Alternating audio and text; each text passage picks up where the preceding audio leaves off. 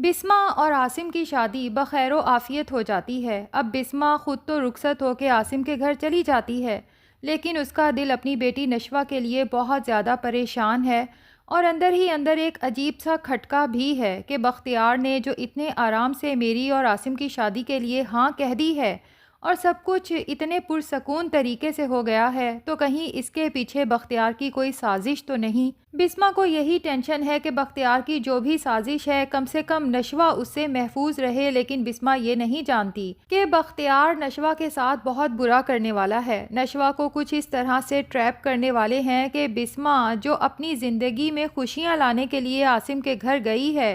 ساری زندگی خوشیوں کے لیے تڑپتی رہے گی۔ ظاہر ہے کہ جب اس کی بیٹی خوش نہیں ہوگی تو بسمہ شادی کر کے کیسے خوش رہ سکتی ہے؟ جبکہ دوسری طرف نشوہ ہے جو اپنی ماں کی رخصتی کے بعد اپنی ماں کے لیے تو بہت خوش ہے کہ کم سے کم میری ماں کو اتنے سال بعد ہی صحیح اس کی محبت بالآخر مل گئی، لیکن اپنی ماں کی محبت کے اس حصول کے لیے نشوہ نے جو قربانی دی ہے، اس قربانی کا نشوہ اور بختیار کے سوا ابھی تک کسی کو پتہ نہیں ہے۔ بختیار نے خاص طور پہ نشوہ سے کمٹمنٹ لی تھی کہ اگر یہ بات ہم دونوں کے درمیان رہے تو عاصم اور بسمہ کی شادی کے درمیان میں کوئی خلل پیدا نہیں کروں گا۔ ہاں، اگر نشوہ بختیار کی وہ شرط نہ مانتی تو بختیار کبھی بھی بسمہ اور عاصم کی شادی نہ ہونے دیتا، اور نشوہ بھی فیصلہ کر چکی تھی کہ اپنی ماں کو اس گھر سے نکالنے کے لیے جو کچھ بھی اسے کرنا پڑا وہ کرے گی۔ اب چونکہ بختیار کی پہلی شرط تو یہ تھی کہ بہزاد کے نام جتنی پراپرٹی اور کاروبار میں جتنے شیئرز ہیں وہ بسمہ کو بختیار اور اس کی ماں کے نام کرنا ہوں گے، کیونکہ اب شادی کے بعد بسمہ مزید بہزاد کی بیوہ نہیں رہی تو اس کی کسی چیز پہ بسمہ کا کوئی حق نہیں ہے۔ حالانکہ بختیار بھی جانتا ہے اور بسمہ بھی، اور نشوہ جس نے قانون پڑھا ہے اس کو اور باقی سب کو بھی پتا ہے کہ بختیار کی یہ شرط بالکل بے بنیاد ہے۔ چاہے بسمہ آگے شادی کرنے والی ہے، لیکن اس کے مرحوم شوہر کی طرف سے جو کچھ اسے ملا ہے اس پہ صرف اور صرف بسمہ اور اس کی بیٹی کا حق ہے۔ بہرحال نشوہ اپنی ماں کو کنونس کر لیتی ہے کہ تایا جو کہتے ہیں آپ کر دیں، لیکن دوسری شرط بختیار نے نشوہ سے یہ رکھی ہے کہ جیسے ہی بسمہ نکاح کر کے عاصم کے گھر جائے گی تو تم نے چپ چاپ عمار سے نکاح کرنا ہوگا، اور جب تک یہ نکاح ہو نہیں جاتا نہ تو تم اپنی ماں کو بتاؤ گی، نہ عاصم کو، نہ ہی برہان کو۔ تو نشوہ جسے عمار کی خصلت کا اچھے سے پتا ہے کہ یہ کس قدر اوباش نوجوان ہے جس سے نشوہ شدید نفرت کرتی ہے، بلکہ اس کی موجودگی سے ہی اسے عجیب سی چڑ محسوس ہوتی ہے، لیکن اپنی ماں کی زندگی میں خوشیوں کے رنگ بھرنے کے لیے اپنے تایا کی یہ شرط ماننے کو تیار ہو جاتی ہے۔ دوسری طرف مسئلہ عمار کو منانے کا تھا، کیونکہ جتنی نفرت نشوہ عمار سے کرتی ہے تقریباً اتنی ہی نفرت عمار بھی نشوہ سے کرتا ہے۔ وہ تو دن رات یہی سوچتا تھا کہ کب نشوہ کی شادی ہو اور اس گھر سے ہمیشہ کے لیے جائے، کیونکہ بچپن سے لے کے آج تک نشوہ اور عمار کا اس گھر میں جو کمپیریزن ہوتا رہا ہے، اور ہمیشہ عمار کو یہ کہہ کے نیچا دکھایا جاتا ہے کہ وہ لڑکی ہو کے جس کے سر پہ باپ کا سایہ تک نہیں، پڑھائی میں اتنی اچھی ہے اور اب پروفیشنلی بھی اس قدر سکسیسفل ہے، دوسری طرف عمار ہے جس کے سر پہ باپ کا سایہ بھی موجود ہے، وہ پڑھائی میں بھی نالائق تھا اور آگے پروفیشنل لائف میں بھی کچھ نہیں بن سکا۔ تو عمار جو پہلے تو صاف نشوہ سے شادی سے انکار کر چکا تھا، لیکن اب بختیار عمار کو لالچ دے کے اور پھر کچھ ڈرا کے اس شادی کے لیے منا ہی لیتا ہے۔ عمار سے کہتا ہے کہ ایک بات یاد رکھو کہ اگر تم نشوہ سے شادی نہیں کرو گے تو نشوہ برہان سے شادی کر لے گی۔ ایک طرف تو برہان تم سے ہر طرح سے بہتر ہے اور دوسری طرف برہان کے پاس ماہین کا کیس بھی ہے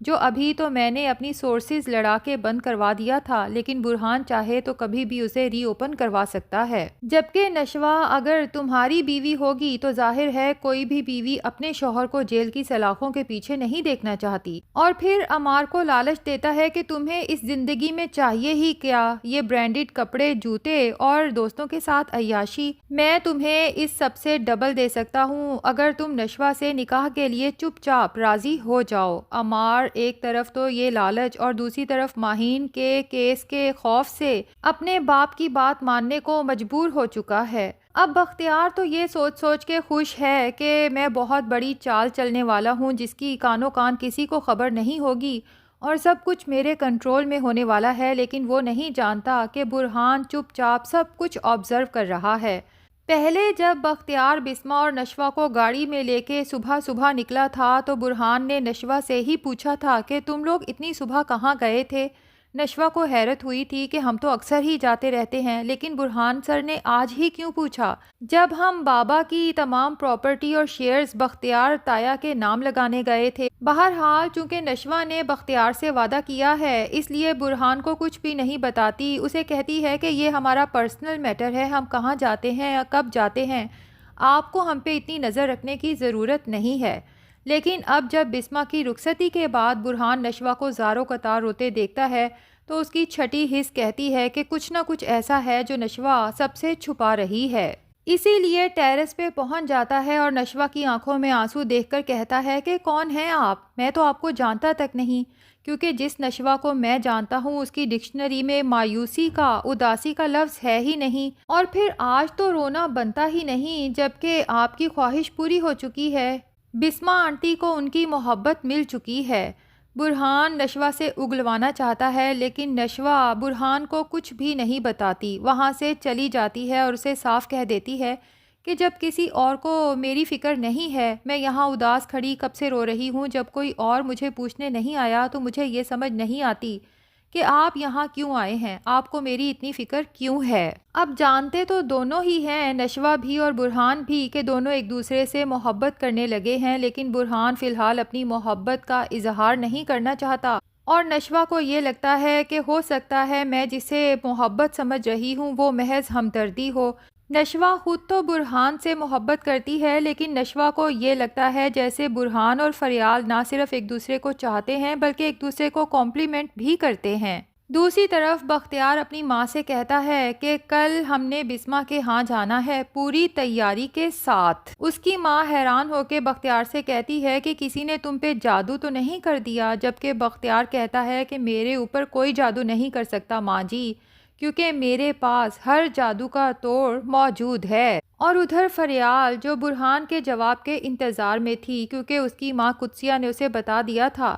کہ قدسیہ نے خود ہی عاصم سے برہان اور فریال کی شادی کی بات کی ہے، تو برہان جو فیصلہ کر چکا ہے کہ مجھے فریال کو مزید انتظار نہیں کروانا چاہیے اور اپنا فیصلہ سنا دینا چاہیے، تو وہ سب کو بتا دیتا ہے کہ میں فریال سے شادی نہیں کر سکتا۔ اس کی یہ وجہ نہیں کہ فریال مجھے پسند نہیں، فریال ایک بہت اچھی لڑکی ہے اور جو بھی اس کا ہمسفر ہوگا اسے فریال جیسے لائف پارٹنر پہ فخر محسوس ہوگا، لیکن میں نشوہ کو پسند کرتا ہوں اور اس سے شادی کرنا چاہتا ہوں۔ فریال تو برہان کے اس فیصلے پہ سچ میں ہرٹ ہوتی ہے لیکن اپنی فیلنگز کو چھپا کے رکھتی ہے، جبکہ دوسری طرف بسمہ کو فریال کے لیے بہت برا لگتا ہے اور قدسیہ کے لیے بھی، کیونکہ بسمہ کو احساس ہے کہ اس کی اور عاصم کی شادی میں اگر قدسیہ انوالو نہ ہوتی تو شاید یہ کبھی ممکن نہ ہو پاتا۔ بہرحال بسمہ عاصم سے کہتی ہے کہ یہ جو کچھ ہو رہا ہے نا یہ ٹھیک نہیں ہو رہا، ایک تو برہان نے فریال سے شادی سے انکار کیا اور پھر اس کی وجہ نشوہ ہے،